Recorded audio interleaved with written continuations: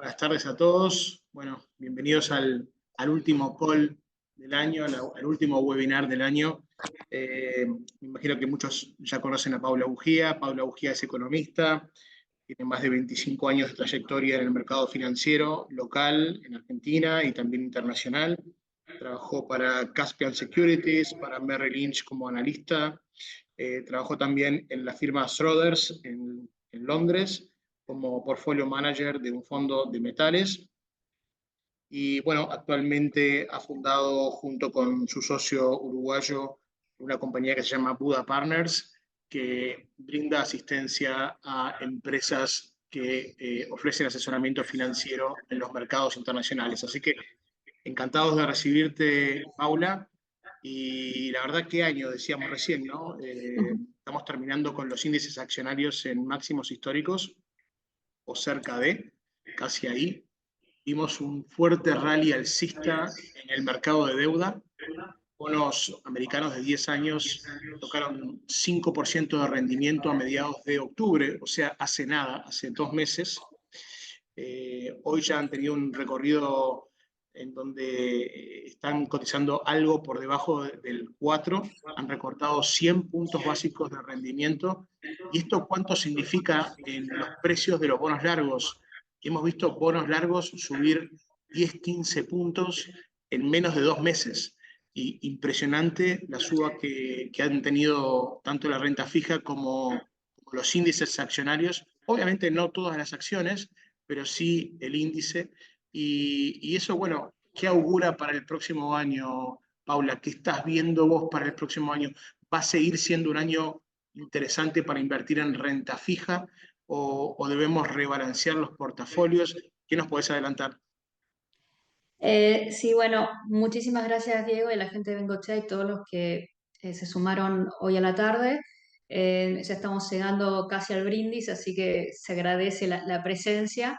Pero sí, vamos a tratar de contar qué es lo que estoy viendo. Hay un comienzo de año que veo y después rotando un poquito, así que bueno, les voy a contar un poco todo eso, pero realmente en noviembre, sobre todo, y lo que seguimos viendo en diciembre, es uno de los rallies más impresionantes que se ha visto en la historia. Los índices accionarios, como bien decía Gastón, perdón, Diego, llegando a récords históricos. Siete, y esta sería, bueno, vamos a ver, hoy aflojó un poco, pero 7 semanas consecutivas de subas, realmente es uno de los rallies más largos que se tiene en memoria, así que ha sido extraordinario y sobre todo sí, en la renta fija con bastantes movimientos.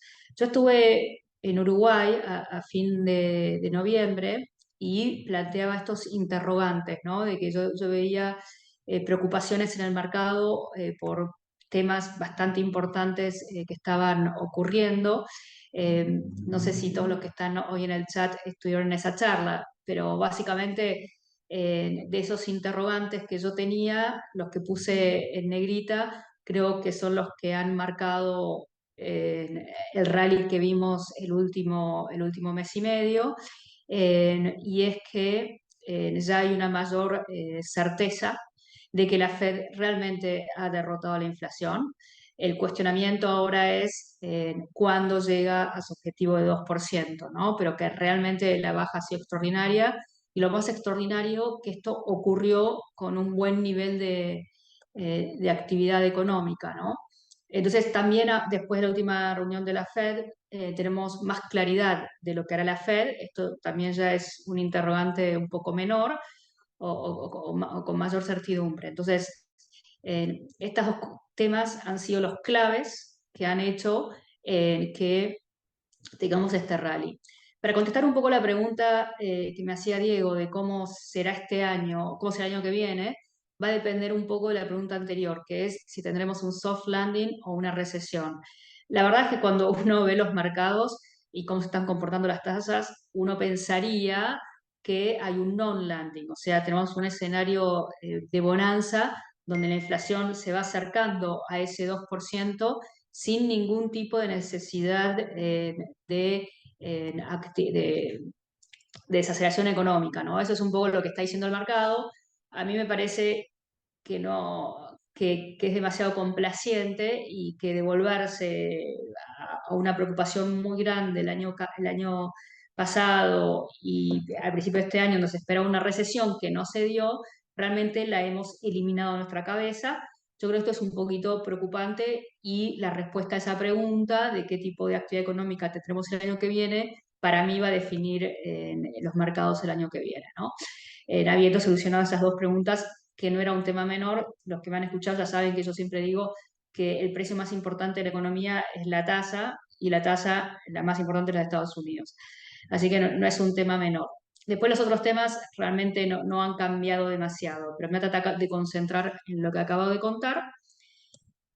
Y lo que quiero decir es esto, ¿no? El primer gráfico, el de la izquierda, lo que está diciendo es que cuando nosotros hemos tenido subas de tasas como la que tuvimos ahora, ustedes ven que hay puntitos rojos, eso es cuando hubo una recesión después de esa hard landing, después de esas subas, en verde cuando fue un soft landing y el non-landing, ¿no? La realidad es que los últimos años se ha tenido, desde el 2000 para la fecha, cuando se ha tenido una suba de tasas, ha habido un hard landing. Esto no se dio en la pandemia, pero bueno, ahí ya sabemos toda la historia, ¿no? Que hubo una expansión fiscal y monetaria extraordinaria que evitó que fue una recuperación muy rápida de la actividad económica. Y después la situación que tuvimos en los 90, con esa bonanza, hay gente que la ata a ganancias de productividad muy importante por el comienzo de Internet, entonces tampoco sería comparable. La realidad es que esto nos tiene que poner un punto de cierta preocupación o de cierta alerta de que con estas subatasas y con unas tasas reales que vamos a ver que están arriba de un 2%, sería muy extraño que no tenga un impacto en la economía. Y ya se ven ciertos rasgos de preocupación, nada muy preocupante. Pero lo impresionante es lo de la derecha, ¿no? Que es cómo cambió el sentimiento. El año pasado, como les dije, inclusive al principio de este año, comenzamos con esas barras azules, significa que hay una probabilidad de recesión arriba de un 50%. Bueno, esas barras en azules fueron bajando, o sea, el mercado esto es unas encuestas que se hace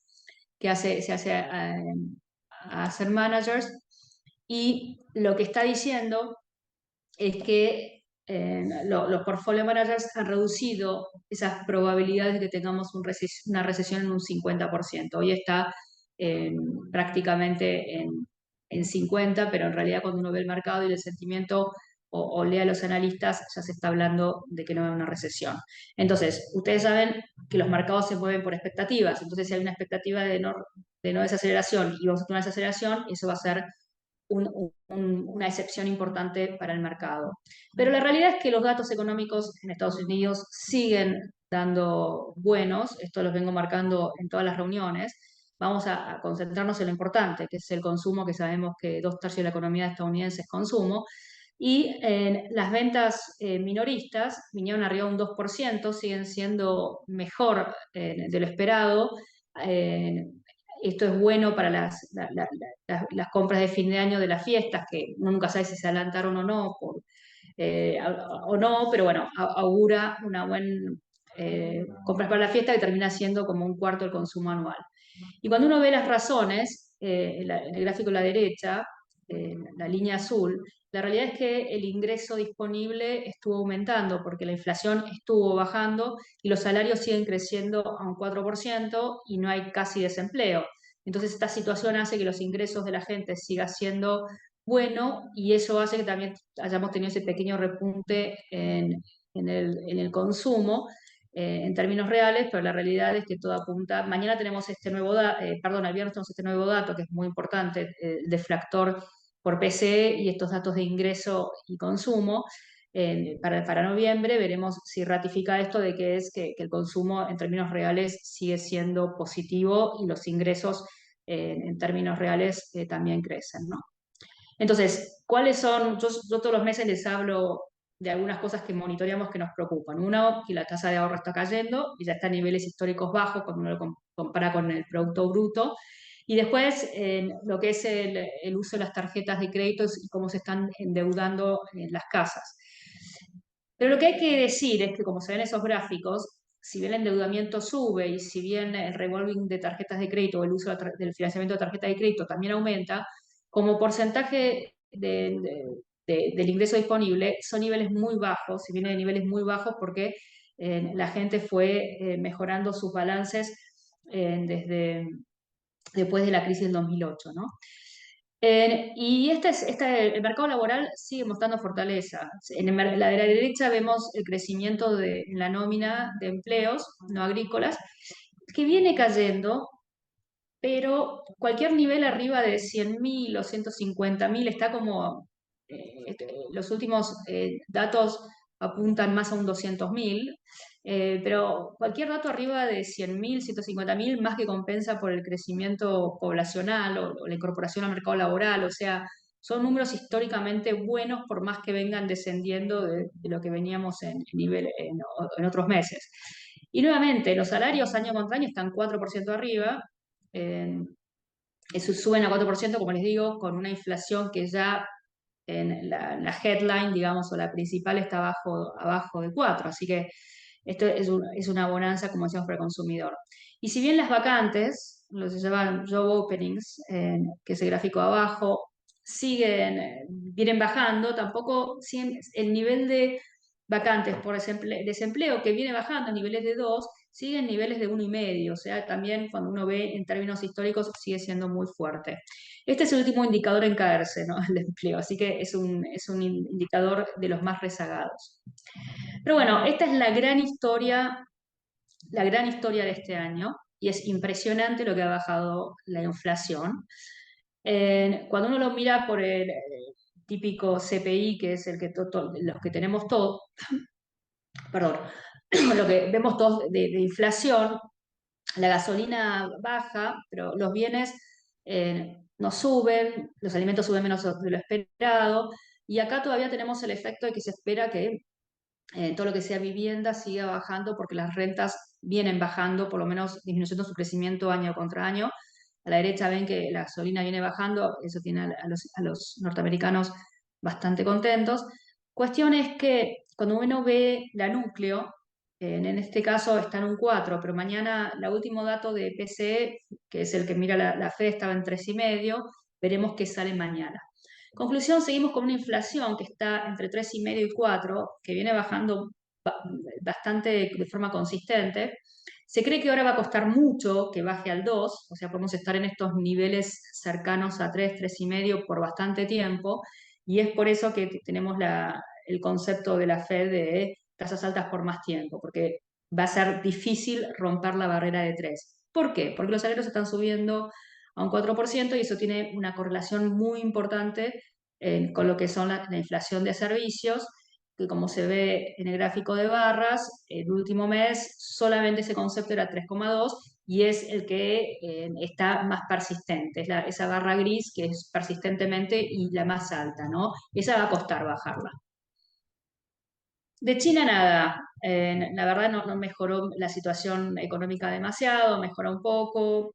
Yo ya creo que nada, esa respuesta ya la he dado varias veces, ¿no? De que yo ya me claudiqué con China, ahora va a empezar a subir, lo digo medio en chiste, pero ya claudiqué porque ya creo que hay factores estructurales en China que no lo hacen invertible. Ustedes saben que hace rato que estoy más optimista con India.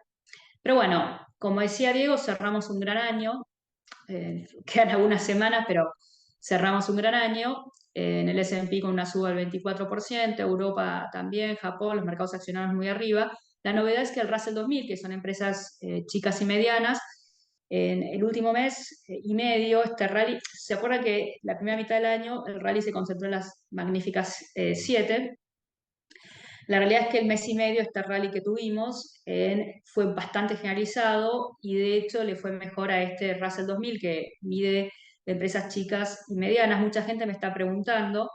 La realidad es que si tenemos una desaceleración económica, estas empresas van a ser de las más afectadas porque es un índice mucho más cíclico. También son empresas más endeudadas, el 40% no gana plata y con la suba de los cupones en los nuevos bonos, en el rollover de la deuda, muchos van a quedar lo que se llama zombies, que no pueden con su cash flow pagar sus intereses. Entonces, entiendo el rally, pues estaban súper rezagados, pero si tenemos una recesión, una disminución económica, Russell 2000 va a ser bastante afectado. Y después, dentro de lo que es la renta fija, el high yield fue el de mejor rendimiento. Y la otra novedad en el ranking es esos REITs, ¿no? Yo le he dicho muchas veces que hay un sector que es muy sensible a tasas, que son los REITs. Estos son el sector inmobiliario en Estados Unidos que cotizan en bolsa con una estructura que es impositivamente muy atractiva, que subieron en el mes el 11%. De hecho, el sector inmobiliario fue en el último mes lo que más subió, que nuevamente, como baja la tasa, es de los sectores más sensibles, así como es el Russell 2000 porque es un sector más cíclico. Pero bueno, yo tengo todavía un poco de cautela en los dos activos. Me parece que va a ser algo más para comprar el año que viene, cuando se disipe un poco más este tema del hard landing o soft landing. Y después, bueno, nada, seguimos con apetito al riesgo, entonces emergentes, deuda emergente subió, eh, y la gran decepción es China, que está en rojo, el único mercado realmente en rojo furioso, que como digo, no termina de convencer. Pero ya prácticamente, salvo China y, y los commodities que están un poquito abajo, o algunos, o los treasuries, ya están casi todo en parte positiva. Y esta ha sido la locura del último mes o mes y medio, ¿no? Hemos llegado a una tasa de 10 años de rendimiento de tesoro americano de un 5, hoy está en un 3,9, 3,8, es una baja increíble, y bajó casi toda la curva. Después vamos a ver que bajó más la parte larga que la mediano corta, pero en realidad bajó toda la curva. ¿Y por qué pasó esto? Pasó esto por esta reunión que tuvo la Fed, que la verdad no ajustó mucho sus expectativas económicas. Está esperando un menor crecimiento el año que viene y un poquito aumento en la inflación, en el desempleo. No cambió mucho sus expectativas de inflación, esperan llegar a su target recién en el 2026, pero acercarse bastante en el 2025. La gran novedad fue en la parte de tasas, que se ve en ese diagrama de puntos, donde cada punto es qué espera un miembro de la Fed con respecto a dónde va a estar la tasa o la decisión de tasa. Y entonces lo que uno ve es que entre la reunión de septiembre y diciembre, que es pasar de la línea celeste a la línea roja, se redujo lo que serían las tasas en 50 puntos básicos para el año que viene y 30 en el 2025. Entonces, esto lo que ya marca es algo que nosotros venimos diciendo hace rato, que es que creíamos que ya habíamos visto un pico de tasas. Ahora la gran discusión es nuevamente cuándo, ¿no? Mientras que realmente la Fed lo está poniendo para la segunda mitad del año, en el gráfico de la derecha, en las tasas implícitas, que no son grandes predictores, pero siempre las miramos, hay expectativas de baja de tasas tan pronto como en, perdón, como en marzo, ¿no? Y mientras la Fed pasó de 2 bajas de tasas a 3 en esta reunión, eso también fue bastante positivo visto por el mercado. El problema es que el mercado está esperando como 6 bajas de tasas y mucho más significativas donde la pone la Fed. Yo sigo sosteniendo lo mismo de siempre, y es que yo creo que si fuera la Fed esperaría ver una inflación en abajo un 3% por varios meses antes de pensar bajar tasas, ¿no? Eso es lo que yo creo.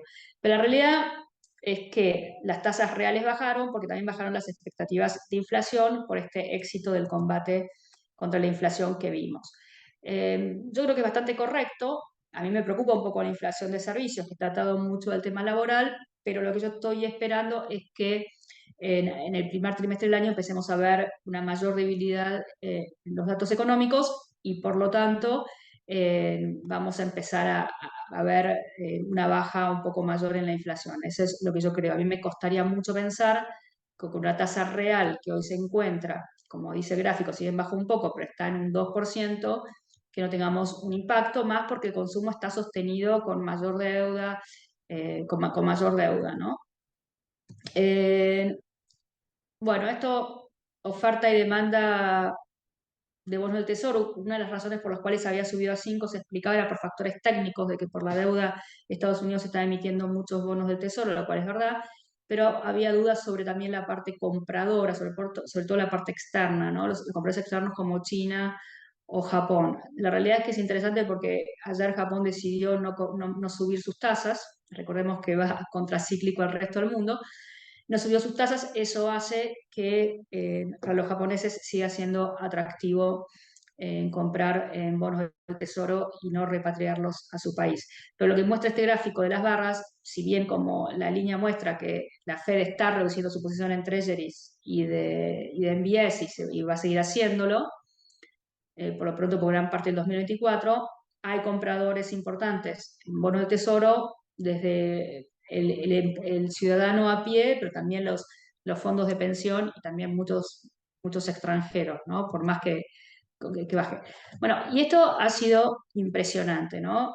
Esto es lo que han caído por compresión de spread, porque acá lo que pasó, yo puse compresión de spread, pero acá lo que te muestra es la baja en los rendimientos de los bonos, por lo que subieron los bonos el último mes y medio. Entonces se redujo el rendimiento, como decía Diego, pero esto se dio por una combinación no solo de que bajó la tasa libre de riesgo, que se llama los bonos del tesoro, sino también se redujo el spread, ¿no? Ese riesgo crediticio que habitualmente tiene el bono, entonces se redujo. En el caso de High Yield, que fue, como dije, el que mejor funcionó, desde sus niveles más altos lleva una baja, el último mes lleva una baja de 195 puntos básicos, que es, bueno, es 1,95 puntos porcentuales, el investment grade 1,26. Estos son movimientos enormes, que después lo vamos a ver cómo esto impactó positivamente en los fondos de bonos que recomendamos. Y lo que yo le decía, el Treasury de un año recortó 60 puntos básicos, el de 2 años recortó 80, el de 10 ajustó más, 10 puntos, 106 puntos básicos, pero la reducción que hubo en el high yield en el investment grade fue mucho mayor, porque con esta bonanza de que no vamos a tener recesión, también se redujo mucho el spread, que no deja de ser el riesgo crediticio. Yo lo que creo que va a pasar, y donde se da una oportunidad, que yo también lo he comentado varias veces, es que ahora la curva un poco se aplanó, la curva de los rendimientos del Tesoro americano, porque bajó más la larga. Yo creo que lo que va a pasar es, a medida que descontamos ese pivot, las que van a bajar más van a ser las de 3, 4, 5, con lo cual, por eso es que creo que la duración más efectiva para capturar la mayor riqueza en la renta fija, ahora está en ese 4, 5, ¿no? Y sí, la renta, este año la renta fija tuvo retornos un 12%, un 10% en la parte de high yield, un 6% en la parte más investment grade, no tanto los treasuries, pero después vamos a ver que nada, hay fondos que la verdad que anduvieron bastante mejor, porque también obviamente ganaron un poco con la duration. Y así el último mes los rendimientos, como digo, siguen siendo atractivos en términos históricos, siguen estando en percentiles altos, pero bueno, redujo los rendimientos con respecto al mes anterior. Yo soy un poco cautelosa con mercados emergentes y high yield, porque los spreads están bajos a niveles históricos. Si tenemos cualquier decepción desde el punto de vista de actividad, esto puede resentirse. Ahora, yendo un poquito a la renta variable, como había dicho antes, lo que se ve es el rendimiento ese del S&P en lo que va del año, descompuesto entre lo que fueron las magníficas 7, que subieron más del 70 y tanto por ciento, y el resto de los 493 otras acciones que llevan una suba del 12%, que como les digo pasó prácticamente el último mes y medio. Antes venía casi flat, y así terminamos con este S&P arriba en un 30%, ¿no? Pero sí, ahora se espera que haya un catch-up de esa parte, por eso es que cosas como, por ejemplo, un ETF Equal Weight, donde se ponen las acciones todas, las 500 en una misma ponderación, se ve como atractivo, ¿no? Paula, esa es una linda idea para los clientes que están invertidos en el Standard & Poor's, que ha tenido un rally impresionante, tendremos el año más 30, pero que ha estado impulsado, como bien decías, por 7 acciones. De las Sí, 500, los que han impulsado el índice han sido 7 acciones, que son las 7 de siempre, ¿no? Los 7 sospechosos de siempre: Microsoft, Google, Apple, Nvidia, Meta y Tesla, Tesla, y me queda una ahí. Entonces, hay un ETF similar al SPI, ¿no? Que es el que mayormente operamos aquí en Bengochea, o también el BBO que replica el Standard Poor's 500, que está equiponderado en su peso dentro del índice, por eso se llama equal weight, el mismo peso de cada una de las acciones, y ese es RSP, ¿no? correcto, sí, sí, sí. RSP. Es absolutamente líquido y puede ser una buena idea como para decir, ok, tomo ganancia del Standard Poor's y me voy al Standard Poor's, pero equiponderado. Puede ser una buena Sí, idea como para los próximos meses. totalmente, totalmente de acuerdo porque, digamos, si vos tuviste rotación de sectores, ¿no? Donde tuviste que los mejores, el mejor desempeño lo tenían las tecnológicas y pasó a ser un poquito más expansivo. Como te decía, el sector inmobiliario anduvo bastante bien, los industriales, los sectores que se consideran más cíclicos, que se benefician de la baja de tasa, ¿no? Entonces es tal cual. De repente, o podés apostarle más a lleno a ese tipo de sectores. O si no, sí, con este tipo de S&P con equal weight, o sea que son 100 dividido 500 y ahí te da la ponderación por acción en vez de las tecnológicas que hoy representan esas 7 que representan más del 30% del índice. Entonces, cuando estás comprando el S&P, estás comprando concentrado en esas Magnificent Seven que ya tuvieron una bocha. Eh, pero bueno, ¿por qué yo digo que lo del tema de la recesión no es un tema menor? Lo venimos hablando, también lo hemos mostrado de muchas maneras todas las charlas, pero lo más importante para las ventas de una compañía es casi una obviedad, va a ser cómo se comporta el PBI de Estados Unidos, ¿no? Y también de alguna forma la inflación les ha ayudado, por eso ha ayudado a levantar esas ventas y han seguido bastante bien las ventas, aunque se ve que cada vez les cuesta más trimestre a trimestre. Esto ha sostenido bastante. Entonces, si se llega a caer un poco el PBI, las ventas se pueden caer y las ganancias esperadas, que están en doble dígito para el año que viene, bueno, eso puede resentirse. Ya hay gente que habla no de un crecimiento del S&P, de las ganancias del S&P de un 10 o 12, sino más bien de un 5, ¿no? Y ahí la evaluación ya no es tan atractiva. Está supervaluación que se usa, que es el CAPE, que es cíclico, es largo plazo, es de académicos, pero mostraría que la evaluación es bastante alta. Usa los últimos 10 años de ganancias, entonces es como que es más de alguna forma conservador y no tan centrado en el último tiempo, pero la realidad es que las ganancias en las evaluaciones del S&P, que si uno la mira por price earning el año que viene de 21 veces, volvió a los máximos también en su múltiplo prácticamente del año pasado. Y yo creo que los retornos que hemos visto históricamente pueden caer, porque si ustedes ven esas barras que están atrás, los últimos 10 años, el retorno, el exceso de retorno que ha tenido en el mercado accionario ha sido muy bueno y fue por las razones más, mejores, digamos, que es sobre todo en la mitad por lo menos por crecimiento de ganancias y por dividendos, que son bastante estancados esos números, pero también hubo una expansión en el múltiplo, que esto significa que uno acepta un precio de utilidad más alto que en el pasado, y esto está muy correlacionado con la tasa.